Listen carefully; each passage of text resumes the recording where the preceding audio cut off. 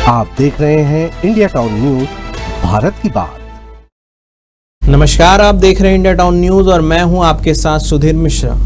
स्वागत है आपका हमारे खास बुलेटिन राजधानी सरकारधानी में, जहां हम आपको छत्तीसगढ़ की महत्वपूर्ण खबरों से रूबरू कराएंगे। तो चलिए बुलेटिन की शुरुआत करते हैं, लेकिन उससे पहले एक नजर आज की हेडलाइंस पर।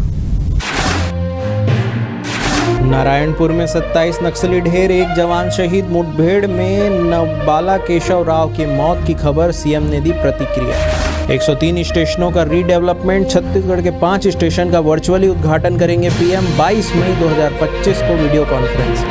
भोजन में मिर्च मसाला ज्यादा होने पर भड़के मंत्री नेताम, अनुपस्थित पीडब्ल्यूडी अधिकारी को नोटिस, 2 दिन के भीतर कलेक्टर ने मांगा जवाब। निगम मंडलों की नियुक्तियों में सीएम ने किया संशोधन, अब केदार गुप्ता होंगे अपेक्स बैंक के अध्यक्ष, 4 नेताओं के दायित्व में बदलाव। सड़क दुर्घटना में घायल होने पर होगा कैशलेस इलाज, 1.5 लाख रुपए तक निःशुल्क दवा कराएगी सरकार, सभी कलेक्टर एसपी को दिशा निर्देश जारी।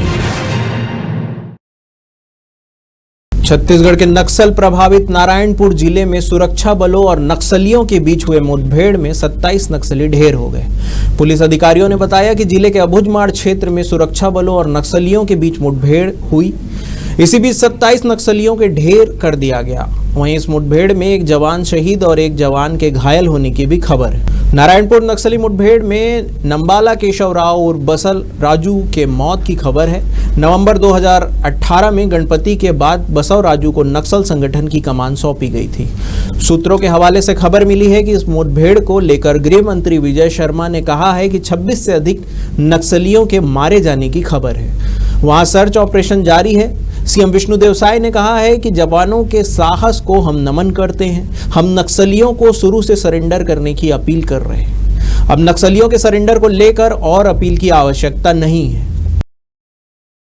भारतीय रेलवे की दूरदृष्टि पहल अमृत भारत स्टेशन योजना के तहत देश के विभिन्न जगहों पर स्थित रेलवे स्टेशन को आधुनिक स्वरूप प्रदान किया जा रहा है। इस क्रम में 22 मई 2025 को प्रधानमंत्री नरेंद्र मोदी द्वारा वीडियो कॉन्फ्रेंसिंग के माध्यम से देश भर के 103 पुनर्विकसित रेलवे स्टेशनों का लोकार्पण राष्ट्र को समर्पित किया जाएगा। इस ऐतिहासिक अवसर पर राज्य छत्तीसगढ़ के अमृत भारत स्टेशन योजना के तहत पुनर्विकसित 5 प्रमुख स्टेशनों का भी लोकार्पण किया जाएगा, जिसमें डोंगरगढ़, भानुप्रतापपुर, भिलाई, उरकुरा और अंबिकापुर रेलवे स्टेशन शामिल हैं। अमृत भारत स्टेशन योजना भारतीय रेलवे द्वारा शुरू की गई एक राष्ट्रव्यापी पहल है, जिसका उद्देश्य स्टेशनों को पुनर्विकसित कर उन्हें यात्री सुविधाओं, संरचना, प्रौद्योगिकी और सौंदर्यीकरण के क्षेत्र में आधुनिक बनाना है। मंत्री रामविचार नेताम के दौरा कार्यक्रम में लापरवाही बरतना लोक निर्माण विभाग के कार्यपालन अभियंता को महंगा पड़ गया। प्रोटोकॉल का पालन नहीं किए जाने पर उसे कारण बताओ नोटिस जारी किया गया है। कलेक्टर ने उसे 2 दिन के भीतर जवाब मांगा है। दरअसल प्रोटोकॉल का पालन नहीं किए जाने पर मनेन्द्रगढ़ जिले के ग्राम पंचायत कठौतिया में आयोजित समाधान शिविर में आयोजन किया गया था। इसमें प्रभारी मंत्री रामविचार नेताम, स्वास्थ्य मंत्री श्याम बिहारी जायसवाल, विधायक रेणुका सिंह, भैयालाल राजवाड़े सहित कई अन्य लोग शामिल हुए थे। भोजन की व्यवस्था आदिवासी विकास विभाग द्वारा की गई थी और एक निजी कैटर से लगभग 50 लोगों के लिए खाना बनवाया गया था, लेकिन खाना इतना अधिक तीखा और तेल युक्त था कि मंत्री रामविचार नेताम ने तुरंत आपत्ति जताई। इस दौरान लोक निर्माण विभाग के कार्यपालन अभियंता आशीष दुबे भी पूरे कार्यक्रम के दौरान अनुपस्थित थे। बाद में जब प्रशासन द्वारा बुलाया गया तब कार्यपालन अभियंता जनपद सभा कक्ष पहुंचे। इस लापरवाही पर कलेक्टर ने सख्ती दिखाते हुए कारण बताओ नोटिस जारी की। छत्तीसगढ़ के स्कूलों में शिक्षकों के युक्तियुक्तकरण की प्रक्रिया के विरोध में राज्य में 23 शिक्षक संगठन सामने आ चुके हैं। इस संगठनों के पदाधिकारियों ने नया रायपुर इंद्रावती पहुंचकर शिक्षा विभाग के अधिकारियों को ज्ञापन सौंपा। शिक्षक संगठनों ने मंत्रालय घेराव की चेतावनी देते हुए कहा कि अगर मांगे पूरी नहीं होगी तो मंत्रालय घेराव होगा। इसके बाद छत्तीसगढ़ स्कूल शिक्षा विभाग ने युक्तियुक्तकरण की प्रक्रिया और शिक्षकों की भ्रांति को दूर करने के संबंध में मीडिया को जानकारी भेजी, जिसके तहत बताया गया कि प्रक्रिया बच्चों को गुणवत्तापूर्ण शिक्षा देने, शिक्षकों के संतुलित वितरण और शिक्षा के अधिकार अधिनियम 2009 के अनुपालन के उद्देश्य से की जा रही है। शिक्षा विभाग का यह मानना है कि 2008 के सेटअप की प्रासंगिकता नहीं रही। अब शिक्षा का अधिकार अधिनियम ही युक्ति युक्तकरण का आधार है। 2008 के स्कूल सेटअप में प्रधान पाठक और 2 सहायक शिक्षकों की व्यवस्था थी, जो उस समय की आवश्यकताओं के अनुरूप थी। लेकिन 1 अप्रैल 2010 से पूरे देश में लागू हुए शिक्षा का अधिकार अधिनियम के बाद नए मानक लागू हुए। शिक्षा विभाग ने यह भी स्पष्ट किया है कि 60 से कम दर्ज संख्या वाली शालाओं को लेकर फैलाई गई भ्रांतियां निराधार है। छत्तीसगढ़ की साई सरकार ने प्रदेश के 4 भाजपा नेताओं की बोर्ड और निगमों की जिम्मेदारियों में बदलाव किया। इसमें केदारनाथ गुप्ता को अब एपेक्स बैंक यानी छत्तीसगढ़ राज्य सहकारी बैंक का अध्यक्ष बनाया गया है। उसी तरह श्रीनिवास मद्दी को अध्यक्ष Chhattisgarh state beverage corporation, Chandrakanti Verma को उपाध्यक्ष छत्तीसगढ़ राज्य पिछड़ा वर्ग और शालिनी राजपूत को अध्यक्ष हस्तशिल्प विकास बोर्ड की जिम्मेदारी सौंपी गई है। इन संशोधनों के आदेश से फिलहाल जारी नहीं किया गया है। जल्द ही संभावित विभागों द्वारा आदेश जारी किया जाएगा। गौरतलब है कि इसके पहले 2 अप्रैल को जारी सूची में शालिनी राजपूत को अध्यक्ष राज्य समाज कल्याण बोर्ड बनाया गया था।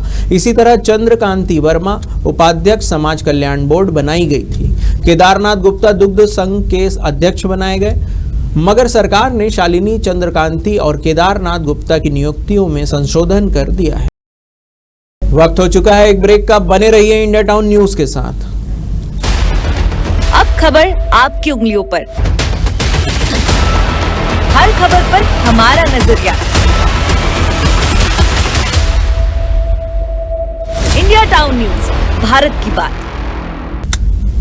ब्रेक के बाद आपका स्वागत है। छत्तीसगढ़ की राज्य सरकार ने सड़क दुर्घटनाओं के घायल लोगों के लिए एक बड़ा राहत भरा कदम उठाया है। अब राज्य में सड़क हादसों में घायल व्यक्तियों को दुर्घटना से पहले 7 दिनों तक कैशलेस इलाज मिलेगा। यह व्यवस्था स्वास्थ्य विभाग से मान्यता प्राप्त 134 सरकारी और निजी अस्पतालों के साथ साथ राज्य के बाहर स्थित 61 अस्पतालों में भी लागू होगी। सभी जिलों के कलेक्टर और एसएसपी समेत एसपी को इस आशय के निर्देश जारी किए गए। आपको बता दें कि साई सरकार की इस योजना के तहत घायल व्यक्ति को 1.5 लाख रुपए तक का निःशुल्क इलाज मिल सकेगा, जिससे इलाज में देरी या पैसे की कमी के कारण किसी को भी अपनी जान न गंवाना पड़े। यह सुविधा तब तक लागू होगी जब व्यक्ति किसी अन्य राज्य में यात्रा के दौरान दुर्घटनाग्रस्त हो जाए। यह फैसला केंद्र सरकार की कैशलेस उपचार योजना 2025 के तहत लिया गया है, जिसकी अधिसूचना 5 मई 2025 को भारत सरकार के राजपत्र में प्रकाशित की गई थी। राज्य की लीड एजेंसी द्वारा सभी जिलों के कलेक्टर और पुलिस अधीक्षकों को इस बात के दिशा निर्देश जारी कर दिए गए। कांग्रेस के राष्ट्रीय महासचिव और पूर्व मुख्यमंत्री भूपेश बघेल दिल्ली दौरे पर है। कांग्रेस नेता राहुल गांधी ने बुलावे पर वे दिल्ली के लिए रवाना हुए। दिल्ली में राहुल गांधी के साथ भूपेश बघेल बैठक करेंगे। साथ ही बघेल भारत के पूर्व प्रधानमंत्री राजीव गांधी की पुण्यतिथि पर श्रद्धांजलि कार्यक्रम में भी शामिल होंगे। दिल्ली के लिए रवाना होने से पहले पूर्व सीएम भूपेश बघेल ने मीडिया से चर्चा की। इस दौरान उन्होंने भाजपा और केंद्र सरकार पर निशाना साधा है, जिसमें मुख्य तौर पर सीज फायर और झीरम का मुद्दा शामिल है। उन्होंने भाजपा के मंत्री पर टिप्पणी करते हुए कहा है कि वे आउट ऑफ कंट्रोल हो चुके हैं। ऑपरेशन सिंदूर और भारतीय सेना पर मंत्रियों के बयानबाजी से मची खलबली के बीच पूर्व सीएम बघेल ने कहा है कि भाजपा के मंत्रियों के मुंह पर कोई कंट्रोल नहीं है। कुछ भी हमारी भारतीय सेना को लेकर बयान दे रहा है। वहां झीरम हत्याकांड पर पूर्व सीएम भूपेश बघेल ने सवाल किए हैं। पूर्व सीएम भूपेश बघेल ने कहा है कि इस गंभीर मामले में हमने एसआईटी का गठन किया है। केस एनआईए कोर्ट पहुंचा, हाई कोर्ट ने रोक लगा दी, फिर सुप्रीम कोर्ट ने अनुमति दे दी। शीर्ष न्यायालय की अनुमति के बाद अब राज्य सरकार झीरम हत्याकांड में जांच क्यों नहीं कर रही है। उन्होंने सवाल करते हुए कहा कि एसआईटी गठन करने जांच क्यों नहीं कर रही है। एनआईए की कोर्ट ने गणपति और जिन दूसरे नेताओं से बयान लेने कहा था, अब उनसे बयान क्यों नहीं लिया गया है। छत्तीसगढ़ विकास और राज्य को अंतर्राष्ट्रीय पहचान दिलाने के लक्ष्य के तहत रायपुर सांसद एवं वरिष्ठ भाजपा नेता बृजमोहन अग्रवाल लगातार गंभीर प्रयास कर रहे हैं। इसी क्रम में उन्होंने नई दिल्ली में केंद्रीय सड़क परिवहन एवं राज्य मंत्री नितिन गडकरी और केंद्रीय विमानन मंत्री किरंजू राजमोहन नायडू से मुलाकात की।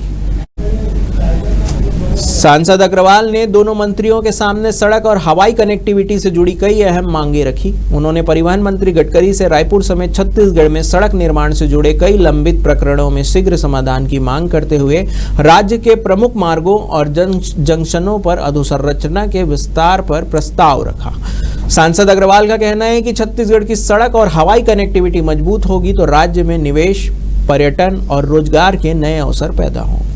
सांसद बृजमोहन अग्रवाल ने बताया कि मुलाकात के दौरान रायपुर एयरपोर्ट को अंतर्राष्ट्रीय एयरपोर्ट का दर्जा दिलाने की दिशा में महत्वपूर्ण चर्चा की गई। रायपुर एयरपोर्ट का कस्टम और इमिग्रेशन सुविधाओं शुरुआत शीघ्र करने के लिए अनुरोध किया गया है, जिससे अंतर्राष्ट्रीय उड़ानों की राह सुलभ हो सके।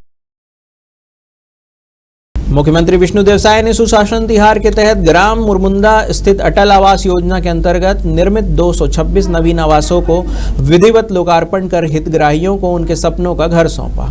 इस अवसर पर उन्होंने भवन क्रमांक 226 के स्वामी तुषार साहू को गृह प्रवेश कराते हुए कहा कि आज हम आपको सिर्फ एक घर नहीं बल्कि आपके सपनों का आशियाना सौंप रहे हैं।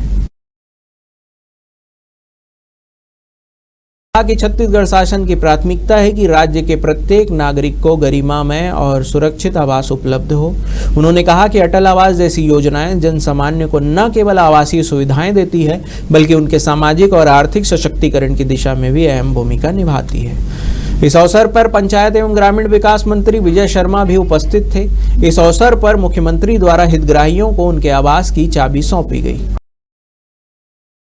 कांग्रेस की राष्ट्रीय प्रवक्ता सुप्रिया श्रीनेत द्वारा भाजपा और विचारधारा से जुड़े मसलों पर किए गए सवालों पर अब छत्तीसगढ़ के मुख्यमंत्री विष्णुदेव साय के मीडिया सलाहकार पंकज झा ने तीखी प्रतिक्रिया दी है। अपनी सोशल मीडिया पोस्ट के जरिए झा ने न केवल कांग्रेस के ऐतिहासिक और वैचारिक निर्णयों पर सवाल उठाए बल्कि श्रीनेत ने भाषा और शैली को भी कटघरे में खड़ा किया।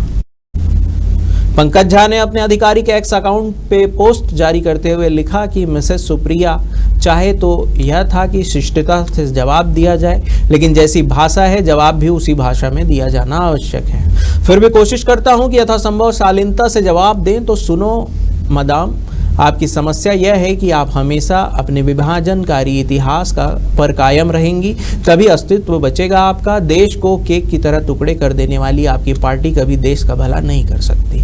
असल में दोष ए.ओ. ह्यूम वाली पैदाइश का है।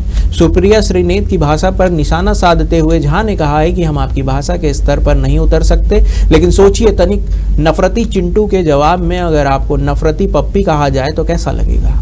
हालांकि हम ऐसे कहेंगे नहीं, क्योंकि हमारे संस्कार ये अनुमति नहीं देते हैं। मनोभाव मनुष्य बने।